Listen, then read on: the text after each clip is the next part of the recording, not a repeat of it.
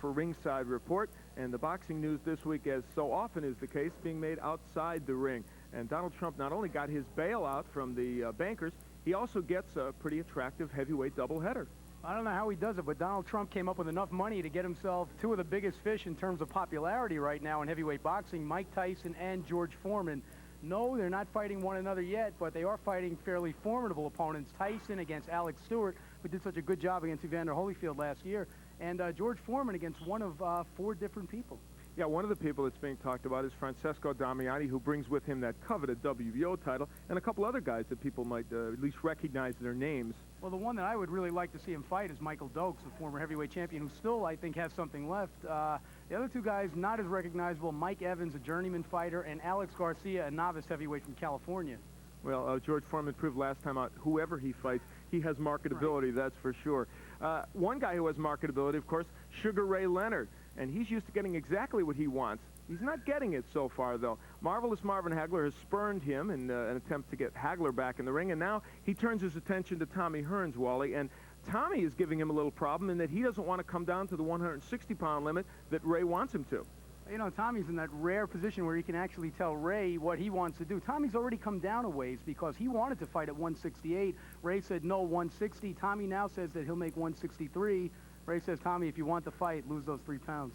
What's your sense of that, Wally? Do you think that Hearns will grab the money and run and come down to 160? Well, I think it's a matter of more than cents. It's a matter of dollars as well. They're talking $8.5 million for Tommy Hearns in this fight. I don't see who else he could possibly fight that he can make that kind of money. I think for $8.5 million, he could lose 3 pounds. Well, he may well. Virgil Hill, one other possibility, but surely Tommy may go for the big payday.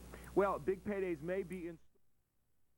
Moved up in weight to resurrect his career years ago. That is Bobby Ches, the former light heavyweight champion, and he had yet another resurrection against young Andrew Maynard, the Olympic champion. Now, this one eerily reminiscent of a fight that Ches himself had 8 years ago when he went in against the much more experienced Mustafa Hamsho, found out it was just too tough an assignment and lost. Well, he learned that lesson and taught it right back to Andrew Maynard. You see Maynard with his eyes swollen, his vision a real problem by the 6th round, and in the 7th, Bobby Ches really went to work on this youngster, nailed him with that superb right hand, and that was all she wrote for Andrew Maynard. And Bobby Ches knows that he is right back in the thick of things in the light heavyweight division. He remains a very marketable fighter. And I have to say, in all truth, I really thought that Ches was going to be too much for Andrew Maynard. I just thought the experience and the power was too much. You know, I downplayed the experience factor a little bit. I thought that Maynard had a good shot, especially seeing the way Ches looked against Uriah Grant in his last couple of fights. I thought that he really had nothing left. Well, that's okay, Wally. I've been wrong on occasion, too, once in a while. Well, I'll tell you what, we had a junior middleweight champion, a former junior middleweight champion, back in the ring against Brett Lawley. Robert Hines taking on Lawley, who now, as you see, sports the Yul Brynner look, but Brett shows us he's got something left. And Bam Bam Hines, really kind of a tragic story. You know, he beat Matthew Hilton, a tremendous upset. It looked like he would be the kind of fighter that would be around for a while. Drug abuse got the best of him, and you see what happens right here. Yeah, Brett Lawley pounding him on the ropes, and Brett, who we saw lose to Donald Curry on ESPN, and some thought that might spell the end of Brett. No, here you see him wailing away against Robert Hines. Kind of a sad ending for Robert Hines. That could even spell the end of his career. Well, one gentleman who does not want to see his career end before he gets a world title shot is Razor Ruddock, the heavyweight who seems to have chronic problems with his right hand. He was supposed to fight Kimuel Odom, but that fight has now been scratched. What's the deal with Razor Ruddock? Is he ever going to be healthy as far as that right hand is concerned? Well, you know, he went into that fight with Michael Dokes with a bad right hand, and that was his biggest win so far. Maybe he felt that that one was just too big to walk away from in spite of the hand problems.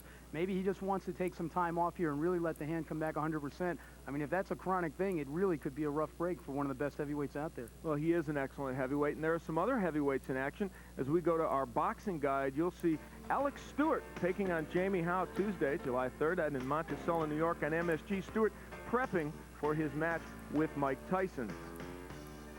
And in Gardnerville, the Cow Pasture Festival Boxing will be playing cowboy up there and watching Reggie Johnson go against Greg Dixon for the USBN middleweight title. That on July 5th here on ESPN. And yeah, Virgil Hill, the man that people rumor may fight Tommy Hearns if Hearns passes on Leonard, taking on Tyrone Frazier, putting his WBA light heavyweight title on the line. That's Saturday, July 7th in Hill's hometown of Bismarck, North Dakota. That can be seen on ABC. Well, we always talk about comebacks, and Larry Holmes fought an exhibition against Terry Anderson just recently. Came in at 240 pounds, How serious is Larry Holmes about fighting again? Well, you know as well as I do, Larry, money doesn't just talk to Larry. It really screams in his face. And if somebody were to offer him enough money to fight the man he really wants, and that's Michael Spinks, I think Larry would make a comeback. Hey, 240 pounds, it's probably less than Buster Douglas weighs right now.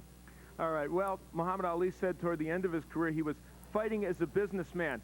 Well, perhaps Larry Holmes will come back and do the same thing.